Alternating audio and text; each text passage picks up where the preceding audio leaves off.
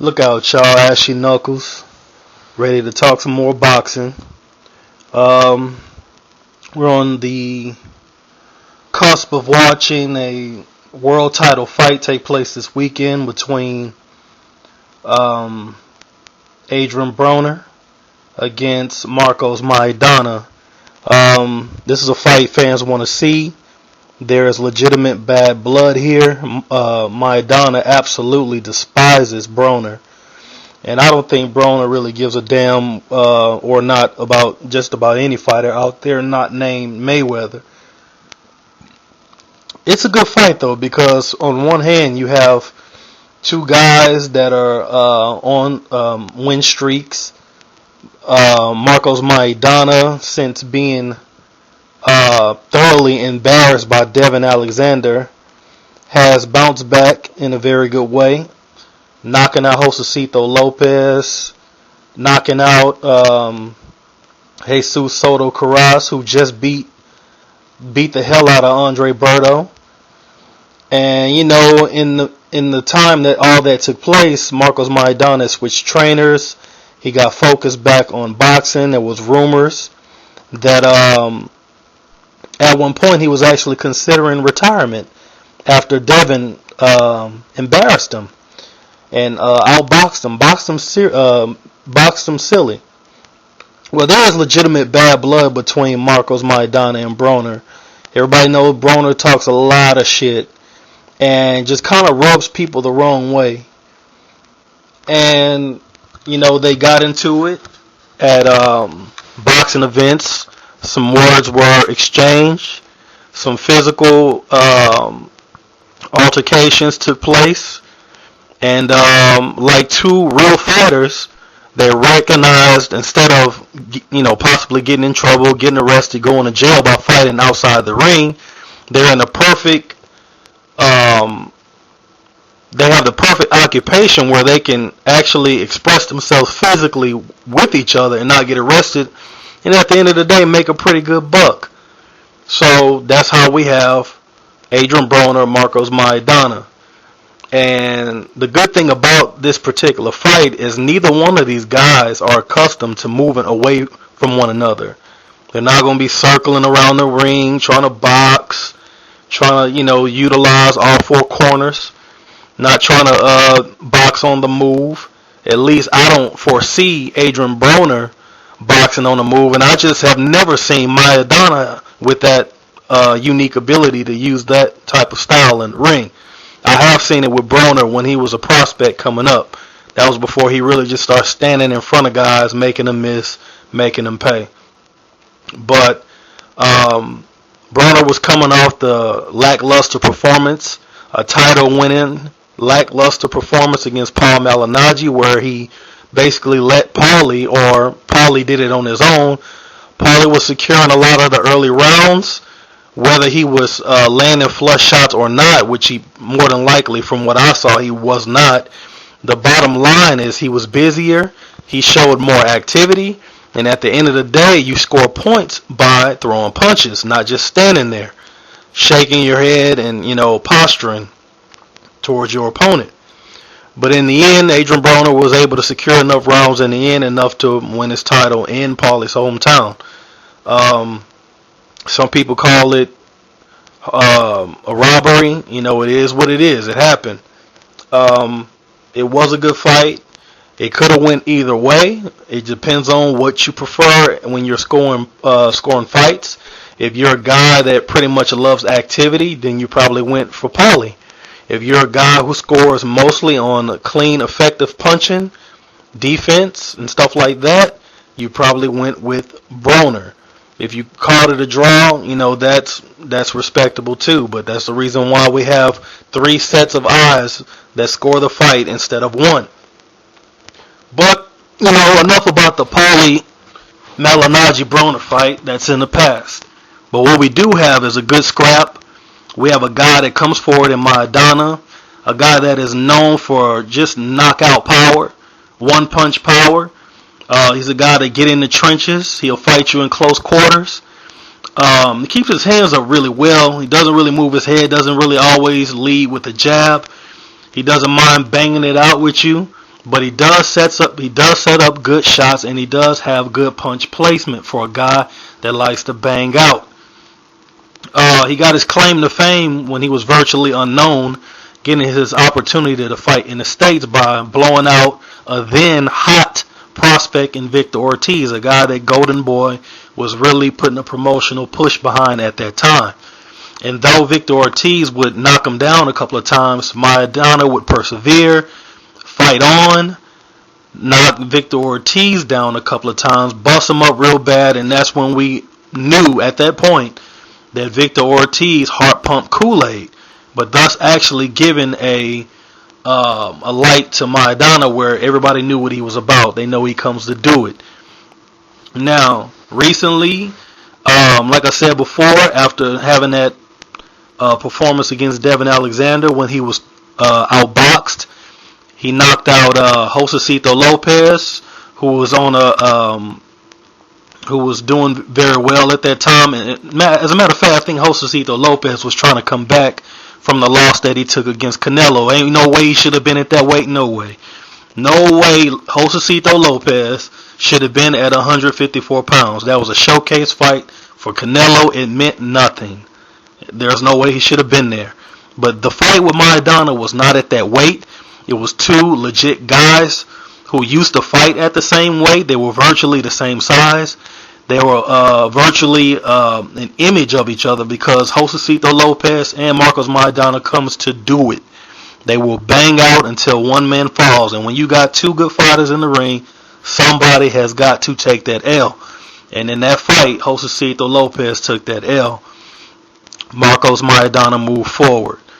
So now we have this fight. And what I see in this fight, one thing I will give credit to Broner for is after that lackluster performance against Paul Malignaggi, he was adamant about letting the boxing fans, whether it was haters or supporters of Broner, choose his next opponent. And overwhelmingly, the fans chose Marcos Maidana as his next opponent, and they went with it. And for a good portion of the public that seems to loathe Al Heyman, they really didn't give him a lot of credit for making this fight happen because he could have easily went a different route. The networks are behind Broner. They are trying to give him a push. The promotional companies are trying to give him a push. They're trying to make him into a next pay-per-view attraction using the Mayweather blueprint of having a mixed variety of fans. Those who love you, those that hate you. And Broner does that very well, playing to people's emotions. And, it's actually a marketing strategy that has proven effective when you're that good. And this is one of those fights to see, basically, if Broner is that good. This could be the fight that can catapult him into pay-per-view status, in theory. But he would have to have a gaudy Mayweather type performance in order to make it happen against a guy who is highly respected in the sport of boxing. Can it be done? Only time will tell. But one thing we do know is that Broner is a polished fighter. He doesn't waste a lot of shots.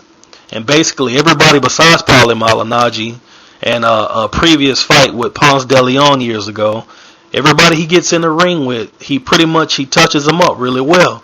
Now, his fight with Paulie was his first fight at welterweight.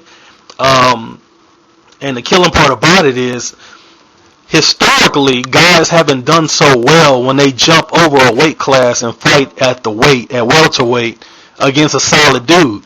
And I got to take my hat off to Broner because he never had fought at 140 pounds to have done so well against Paulie Malignaggi, a guy who can make you look bad in any weight that he's campaigned. For looking so good against Paulie at that weight. And Broner did not look like a welterweight that night, but he has those type of genetics where I think, with a couple of fights, he should be able to acclimate himself with the weight, become a fully saturated welterweight. I don't think will happen in just 2 fights, but I think he will take to the weight just a little bit better in this fight than he did in his previous fight.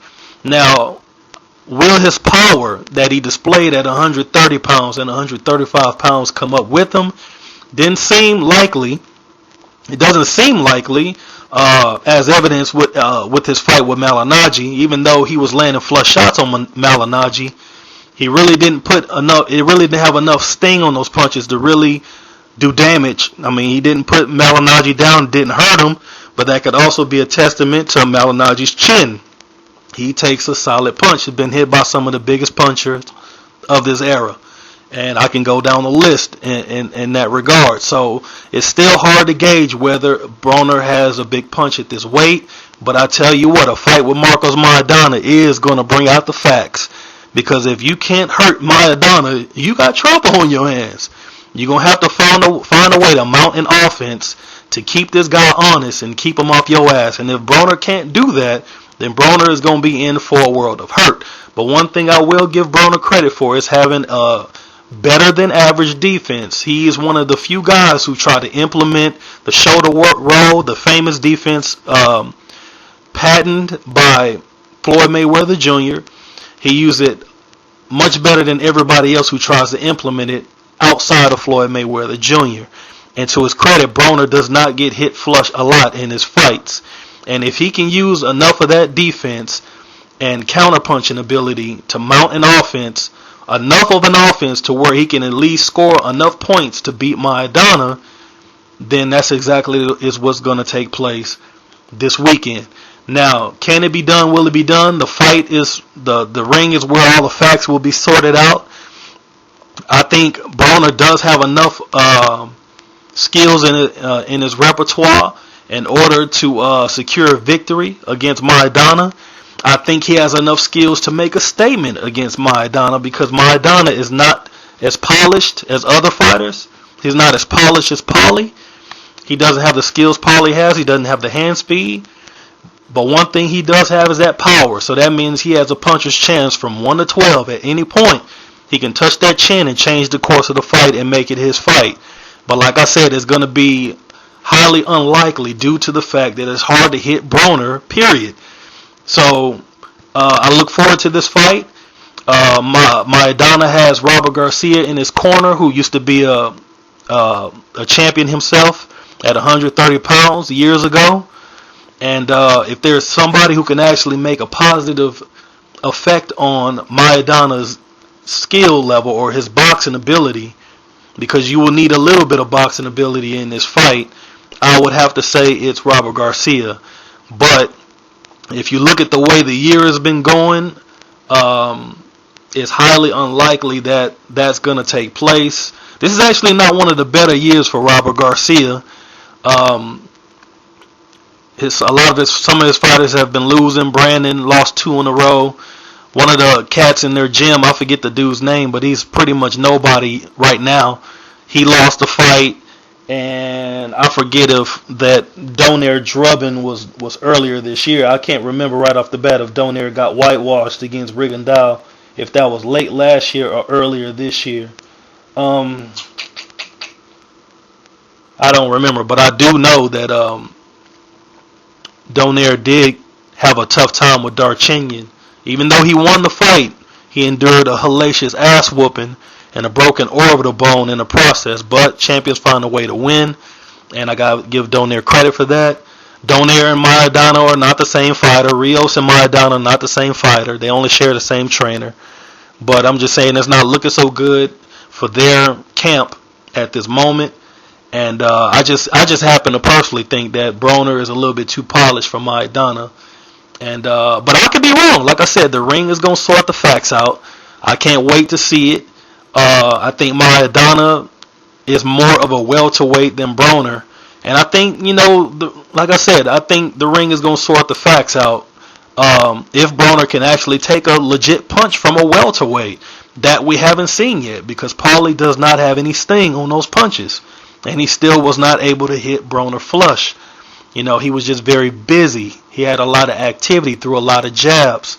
So even though Broner was blocking a lot of the shots and some were getting through, the bottom line is Paulie was so busy enough to where you had to score a lot of the rounds for him, which make people so upset that he had his title taken. But let me know what you think. If you think Broner got it in enough firepower to beat Maidana, let's hear it. If you think Maidana is about to come out and make himself known and perhaps put himself in the Mayweather-Pacquiao sweepstakes or the Maidana-Porter sweepstakes or the Maidana whoever, Ruslan, that would be, a really good fight. If you think he has that in him, let's hear about it. But I just happen to think, I think Broner got him on this particular fight. Hopefully, if he does lose the fight, Maidana I'm talking about, hopefully he doesn't retire. I think he has a lot to offer to the sport, and I think he has a whole lot left in the tank. He's not that old, and he's always made for very entertaining fights, and there are a lot of fights for him at that weight still, which could really do well and really drive boxing fans crazy, to see him fight. Like I said, Maidana versus Ruslan, that would be a damn good fight, and many others. I just want to continue to see this guy fight. But anyway, that's all I got for you on this topic, and I'll get with you in a minute. I'm gonna keep trying to drop some, trying to get back at this thing while I'm on a break. So get at me. It's your boy Ash. I'ma holla. Deuce.